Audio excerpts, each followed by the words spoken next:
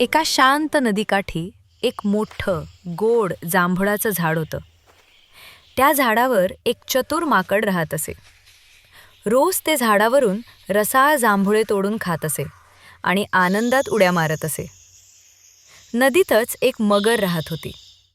ती रोज माकडाला झाडावर मजेत उड्या मारताना पाहत असे.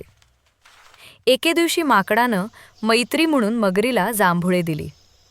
मगरीलाही ती खूप आवडली. दोघांची चांगली मैत्री झाली. एके दिवशी मगरीनं जांभुळे घरी नेली.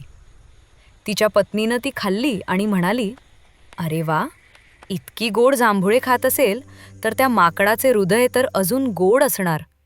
मला ते हृदय खायचे आहे." मगर अडचणीत पडला. पण पत्नीच्या हट्टामुळे त्यानं माकडाला फसवायचे ठरवले. दुसऱ्या दिवशी तो माकडाला म्हणाला, "मित्रा, माझी पत्नी तुझी भेट घ्यायची इच्छा व्यक्त करते. चल, माझ्या पाठीवर बस, मी तुला नदी पार नेतो." माकड निष्काळजीपणे मगरीच्या पाठीवर बसला. नदीच्या मधोमध येताच मगर म्हणाली, "माकडा, मला तुझे हृदय हवे आहे. माझ्या पत्नीला तू देणार आहेस." हे ऐकून माकड घाबरला, पण त्याने चातुर्याने उपाय शोधला. तो म्हणाला, "अरे, माझं हृदय तर मी झाडावर विसरून आलो आहे. मला परत झाडाकडे घेऊन चल, मी ते आणतो." मगर भोळेपणाने त्याला पुन्हा झाडाकडे घेऊन आली.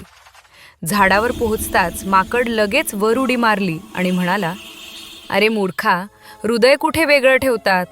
तू मला फसवायला आलास, पण स्वतःच फसलास." मगराला आपली चूक कळाली. तो शांतपणे पाण्यात परत गेला.